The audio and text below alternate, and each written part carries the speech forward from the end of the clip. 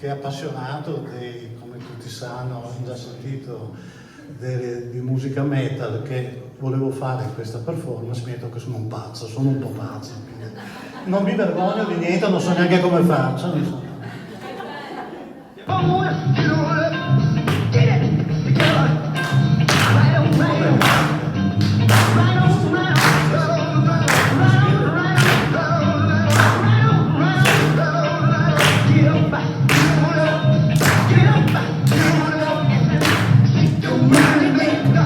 Shake your body, maker. Shake your body, maker. Shake your body, maker. Shake your body, maker. Shake your body, maker. Shake your body, maker. Shake your body. Get up.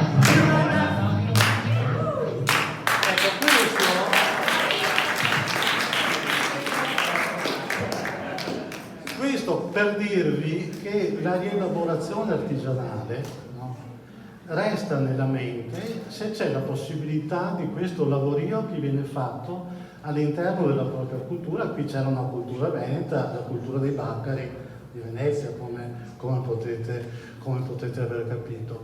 Con Totò Russo, io ricordo ormai dicevamo prima, sono passati molti anni, avevamo pensato, siccome non ci piaceva tanto la terapia farmacologica che veniva proposta ai nostri pazienti, a volte in una maniera, come diceva Totò, estremamente violenta, avevamo pensato di chiamare la psicoterapia de Po, non so se ti ricordi, Totò, no? Era un'idea che ci era venuta perché pensavamo che attraverso il lavoro psicoterapeutico potesse esserci il deposito delle cose buone che avevamo pensato e avevamo costruito attraverso i nostri utenti.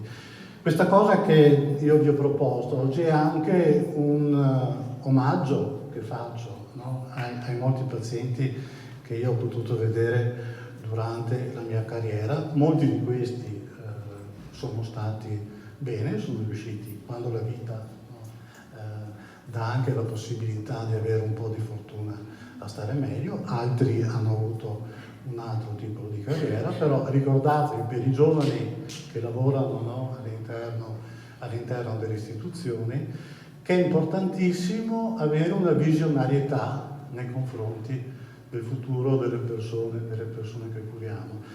I gruppi musica, a mio parere, riescono a dare quel contesto di artigianalità che permette ad alcuni di questi pazienti di passare attraverso, per esempio, l'onomatopea. Sito Mare Becca è un'onomatopea che permette ad alcuni di questi pazienti di passare, quando stanno meglio, no, a delle situazioni più strutturate che permettono a loro poi di entrare in un mondo dove c'è la possibilità di essere accettati. E vi assicuro che a me è capitato di vedere pazienti con diagnosi proprio di schizofrenia, al di là del fatto che la diagnosi, come si diceva questa mattina, sia un modo attraverso il quale ci si conosce, quindi che il DSM sia solamente una situazione di convenzione, ma io ho visto alcuni di questi pazienti che per 5 anni non hanno saltato un gruppo di musicoterapia. Fra l'altro, diceva Mario, ci sono anche delle evidenze che dimostrano come attraverso questo tipo di percorso ci sia anche una maggiore aderenza degli utenti alle terapie farmacologiche, che a volte sono indispensabili, no, per quello che noi facciamo tutti i giorni. Vi ringrazio.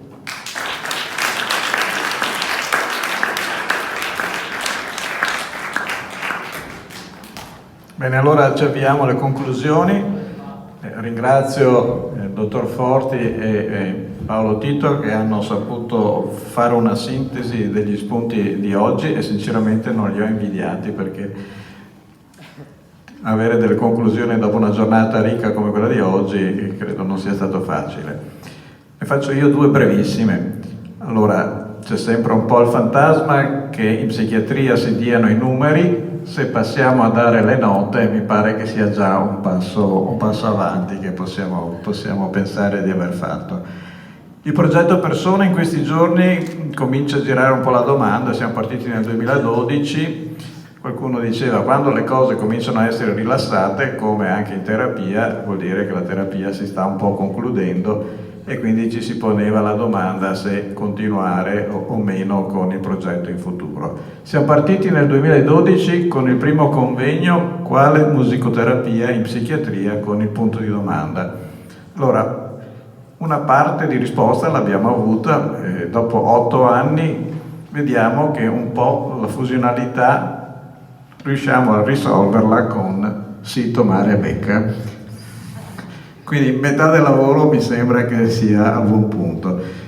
Chiediamo al dottor Tito per il futuro qualcosa che ci risolva anche l'Edipo, così poi siamo a posto. Il progetto Persona comunque prende una piccola pausa. Per l'anno prossimo abbiamo pensato di fare 2 giornate separate, una in primavera dedicata più alla parte clinica con i pazienti, come anche quest'anno, in cui terremo dei gruppi musicali, e invece a ottobre faremo una sola giornata, così faremo anche una pausa e riduciamo un po' quello che è il lavoro di questi anni e pensiamo che un po' di riflessione possa essere utile. Abbiamo cominciato nel 2012, siamo arrivati con questa performance che ancora riecheggia, sento ancora un sottobosco che continua a girare, quindi mi sembra che note ce ne siano, spunti per riflessioni anche, e credo che siano state 2 giornate, almeno dal mio punto di vista, produttive, penso che lo siano anche per voi. Torno a casa e torno dai pazienti con sonorità diverse, con anche spazi diversi e anche con possibilità di ascolto diverse, e questa mi sembra una buona opportunità. Grazie a tutti.